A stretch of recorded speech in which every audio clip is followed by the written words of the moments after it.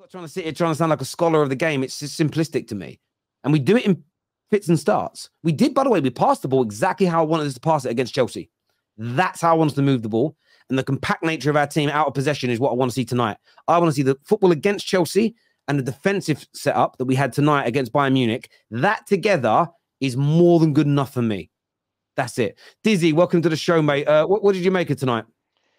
I think it was nothing short of exactly what, well, minus getting smoked because I thought it was gonna get smoked. I think it's exactly what we expected. I expected us to crash out of the Champions League. I had said that the season was over a long, long time ago, and now we have 12 losses on our record. We have a record high in losses in a group stage. We have a negative goal difference. Um, it's exactly what I thought it is. And the thing that pissed me off from before the game even started was the manager said, we're playing Varane tonight because we need high level defenders. He's a world class defender, so we need a lot of defending today. My question is, so what if we only just now needed high level defending? Is that just today that started? Because I could have swore we could use high level defending in every game, but apparently it's just today. So that's park that to the side. And then the insistence with the McTominays, who you see when he doesn't score a goal, he's not doing anything at all. The Fernandez is yeah, he can't get defended on in big games where he goes disappearing like he has today. The front line, it doesn't matter who you put out there, they are suffering. They are absolutely suffocating, and to be honest, I'm at a point where I feel sorry for him. Even Anthony, who I don't think is good enough, I just feel for him because they're all suffocating out there, and you can tell that it's a quality issue, but now it's quality and confidence, which means that they can't put anything together. They're running into players and just losing the ball, and that's just a confidence thing, really. So it's bad. It's real bad. You bring up McTominay, which is a good point because I've gotten past the point of cussing McTominay for what he is because he is what he Mm, is. mm, Ten Hag trying to facilitate McTominay to be this midfielder that scores goals by coming into the box late and not really facilitating anything else other than scoring a goal is really counterproductive because you're now mm. dropping Bruno into this deeper role, which we all know on a consistent basis he cannot do. Today he did okay in that role, fine. But we saw against Bournemouth why he shouldn't be doing that role because he led to his wayward pass led to the first goal. But this is all stemmed from McTominay scoring those 2 goals. And ever since then, he's just for some reason fixated on, oh, this must be the way I have to win games now. Not Mm. controlling games, just having McTominay run into the box and score. It Yeah, doesn't work. It's not working. And he's never worked. McTominay has never been that player. He's a you're, sub. you're He's a right. squad player. You're right. His obsession with McTominay is hurting us. And yes, he scored 2 goals against Chelsea. But I think if other players were in that game, somebody else would have scored goals. We were all over them. But as you say, he takes so much away from our game. Bruno, the strangest thing with Bruno Fernandes is on the Ollie, up until it went wrong at Ollie, that guy in that number 10 role, people had their issues with him, but he was scoring and Mm. creating on a very regular basis. Ever since Ralph Ragnick came in, he's just been used in nearly every other position but the one he's best at. And there are some theories that he's not trusted. That's why he's used in multiple positions. And I can understand that train of thought. But for me, it's a case of we had one player who was elite at doing a particular job, and that was creating chances and scoring goals as an attacking midfield player. Why have you taken him out of that? And I understand that he is better deeper than McTominay is, right? I get it. But it just unbalances the squad and the team even more. And it's just the obsession he had. And I don't know whether he's trying to have a Schweinsteiger moment. We all know the story. Schweinsteiger was a winger and LVG turned him into one of the best DMs in the world. Maybe Ten Hag's trying to do this thing with McTominay as an attacking midfielder. Thinks, oh, I could turn him into a Lampard. It's not going to happen, Chief. It's not going to happen. It's just, it feels to me You know what like it, he's, you know, when a boxer is losing a fight and in the last round they start throwing Hail Marys. They just start throwing their fists, hoping they Yeah. knock the guy out. That is what it feels like from Ten Hag. It's a desperate attempt to hold on to a battle that I think he knows he's losing. I really do. Yep. And you know what? For me, it's exactly what he said. I think he's gone into survival mode in that is we've seen it before where the ship is sinking and the manager starts to, well, these guys have saved me X amount of times. I can trust them, throw them out there. And this is my problem. Obviously the game today as a whole it wasn't as bad as I thought it would be. But if you zoom out and you're looking at the big picture, my problem from the jump was what Ten Hag's strategy was coming in is a high risk, high reward strategy to sort of isolate certain players, to throw them all the way out, exile certain players, and say you don't fit the style, you're not of the quality. You're gonna have to train with the kids, or you're gonna have to go, or you whatever the case is. That's high risk and high reward. The other side of the coin of a high risk, high reward strategy is if you miss, it goes catastrophically wrong. You end up with more players that you can't trust because they've either taken issue with something that you've done, or there's more disharmony than there is harmony, to now where it's a point where you can't play certain players because you don't trust them. So you have to play these people that are subpar, sub quality, shouldn't even be here if we're being completely honest, because there's the only people that you feel like are buying into your system. But the only reason they're buying into your system is because this is the biggest payday that they'll get and they can't go anywhere else. Yeah. They're in survival mode as well. Yeah. And it's like, I'll do it. Yes, sir, no, sir, 3 bags full, sir, because without you, I'm leaving. I could be out of this club and I'm going to be playing. And with all due respect to McTominay, all these guys at his level, if they leave Man United, they'll never be at a club as big as this ever again for the rest of their lives. So I get it. Sorry, KJ, go on, bro. No, I was about to say, like, if you put yourself in that situation, at least do the thing that Arteta did and rely in the younger players. Ten Hag everyone's been saying he didn't get Frankie de Jong. Frankie de Jong was the key. Well, guess what? We are so fortunate that we actually happen to have a Frankie de Jong flipping regen in Kobe Manu, a guy that could play this similar style to Frankie de Jong, and he's not playing him. You play him in for a whole preseason. He gets injured. You're telling him wait to come back. When Manu comes back, he's gonna be calm. He comes back, shows his quality against Everton, shows his quality against the teams that he's played against, and he just disappears again.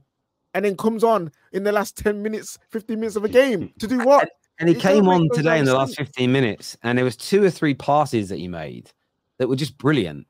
And there was even one that he did. And again, I wouldn't look at this as a world-class pass, but there was a time where Bruno and him were down by the bottom of the screen on the right-hand side of the pitch in terms of the way we were attacking. And he had to do a first-time like volleyed pass over a Bayern Munich player's head to Bruno. And he just does it with absolute ease. And I think to myself, I get McTominay scored some goals recently, but what we actually needed in some of the games recently is more control in the middle.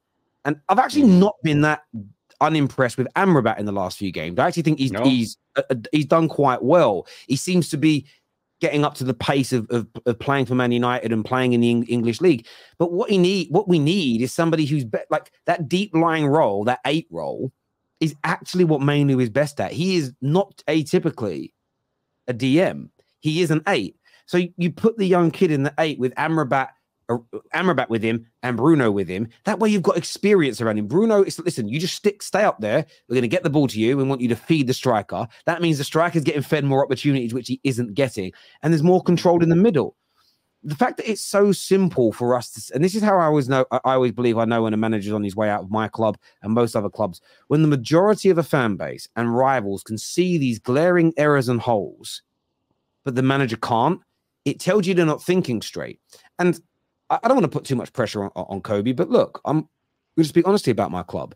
He wouldn't be the first 18, 19-year-old to come into this team, be brilliant, and stay in this team for a long time. We've bought players that have done it, and we've been promoting players that have done it since the dawn of time at our football club. It is literally what we're about. And if you're good enough, you're old enough. And there's been nothing about his performances so far that tell me that he can't cut it. I just don't understand why he's not seen the pitch in the last couple of games when we've really needed that type of player. Yeah, It's and when I crazy say to me. people, hey, listen, chat, relax. When I say regen, I meant mold, I meant type of player. He's not as good As who? as Mainu is not as good as Frankie de Jong. We don't know yet. You know what I mean? And No, people, no. when I say regen, they think he thinks he's as good as de Jong. Listen, I meant mold of player, that kind of thing. We've got that in knew Kobe, exactly bro. what you they knew exactly what you've meant. But this is the thing, though. Like, there are solutions to be had. Listen, the injury list is crazy, absolutely crazy. But there are solutions to be had in the team, which is why I'm getting annoyed. Why are you putting Delo at left back when you have Regulon, who's a left back on the bench? Like, do you know what's crazy about it for me? I look at the injury list. A lot of clubs have got a long injury list at the minute, so we just could be suffering the same as them. But I can't ignore the stories that are coming out. I can't ignore the stories from credible sources that the players feel completely overworked. They feel exhausted. Now, it could just be the players downing tools again. I'm completely open to that being an outcome.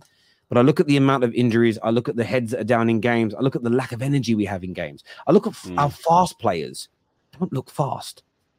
I look at our fast players, and I get this, and it could be they're downing tools. And as I said, I'm completely open to that. But we all know if Ten Hag gets sacked tomorrow or Sunday afternoon after we get smashed by Liverpool, first game back, I guarantee you Marcus Rashford looks like Usain Bolt again.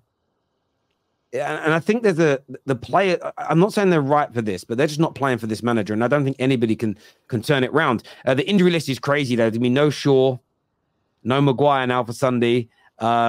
It's looking. Do you know what's mad about it though? Play compact like we did. Don't get again. Part of me's like, don't get a beating, but then I also want the manager to move. Equally, who are we going to replace him with? I don't know. My club kills me, man. At this moment in time, it actually doesn't matter. Whatever we do, it doesn't matter. You know, it's crazy. I don't even know if Sir Jim's actually going to happen because he was supposed to come in on the 13th of November, apparently. Then it's the next week in November. The week after that, then it's December. Now it's January. That meeting that we were in today, and that guy Paul that spoke, that says we know when it's happening. That man is so connected. I think he knows something. I'll tell you who he used to work for and what he used to do later. Okay. But so I'm hoping that he know, like the way he sort of said it. I was like, oh, he must know something because Paul's serious. But fair enough. Man like Paul, you know. All right, cool. I'll listen to you. Sip here says standards on the floor. I don't quite know what that's in relation to. And this is the thing. I know my standards and KJ standard and Dizzy's. None of our standards are on the floor. But there's talking about the reality of a situation and what's the best we can do right now versus where we want to get to. Those two things have to coexist at the same time because we can't go from what we are now to being as good as Manchester City like this. So again, me saying the manager should go is not me suggesting that we're going to get better quickly. Saying we've got to be starting Mainu isn't us lowering the standards. It's looking at what we have at the club right now. You know, and a lot of people are calling him out. Oh, we've got to buy better than Mainu. Yeah, cool. Do that. But right now, can you buy better than Mainu? Right now, can we start Frankie de Jong? Right now, can you start a world-class central midfielder? We ain't got him. So right now, what can we do? You have to look at these things. Some things are a here and now situation, and some things are deeper. This is interesting here. It says, funny how much KJ and Terry were gassing up last season, and now they are on the verge of tears. Yeah, I'm on the verge of tears because my manager took what he gave me last season, which I was happy with, threw it in the bin, and gave me crap. That's why I'm in tears because this season and last season are two completely different things. We're not even playing the same way. We're playing worse. No, we've gone backwards. I don't even know how that's possible, but we have. Boys, we were the three Man United fans in the studio when we won the League Cup. And we believed that we were gonna. I was impressed, and this is the thing. I know that in the modern day world, you get called a flip flop for changing your mind when facts change or information changes. That's not what a flip flop is, in my opinion. But you know, the word's been misused. But the direction that we have gone in since then, over the last 9 months, is horrendous. So what I felt like after 6 months of huge progression, becoming a hard team to beat, Old Trafford becoming a fortress, winning a trophy, doing very well at home against the big teams, the only area of concern I had up until that point was we haven't been that good away from home against the big sides. But from then until now, we've lost umpteen games. We've lost every single big game since then we've been in against big teams. We've lost nearly every, barring the semi-final against Brighton. We've lost, and by the way, we won that on penalties. We haven't won a single big game that we've been involved in. A single big game we've been involved in. You could argue Chelsea the other day potentially, but look where Chelsea are in the league. Look where Chelsea are in the league right now. That's name only. Of course, we're in tears right now. Now, I get you're saying it's funny, but we had every right to feel optimistic. Also, back in March, the media were telling us that the Qataris were going to win this deal, and we were close to getting them owners come in. So you have to go back and watch it. It was, we've progressed, and we might be getting these new owners. Of course, we're in fucking tears right now. It's all falling apart. No, it's so badly, so quick. That guys, February was this year. What a difference a year makes. Was like what? 9 months ago, not even 9, like 10 months ago, 9 months ago. Look how close this is all falling apart. Normally, it takes 2 seasons. And you know, part of that, and the viewers are going to hate this bit. And this is where I look at the ownership, because they saw that we were progressing and it was starting to work. And then they allowed the manager, and they shouldn't be allowing the managers to do this to a certain degree because they run the football club. The board's got right. So he's going to change everything that started to work. He's going to change. What? If KJ's running a part of my business and it's really doing well when it's progressing, he goes, oh, by the way, and I've been working really well, but I'm going to go in a completely opposite direction and see what happens. I'm saying, whoa. Yeah, it's like me taking the Clips channel, growing it like we have now. Go follow the Clips channel. And then being like, you know what? Instead of the clips of the terrace, I'm going to put the clips of people walking down the street.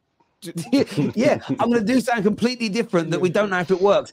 And then me just letting it happen. And then when it's failing, just letting it carry on. It's madness. And people hate it being put down and onto them. But it's the way the club is run. And Ten Hag's made his mistakes. There's no doubt about it. But the fact that we have let him do this, and we've hemorrhaged another basically £500 million in the process, is just a madness. It's comical. And we need a rebuild. Again. We need an actual one.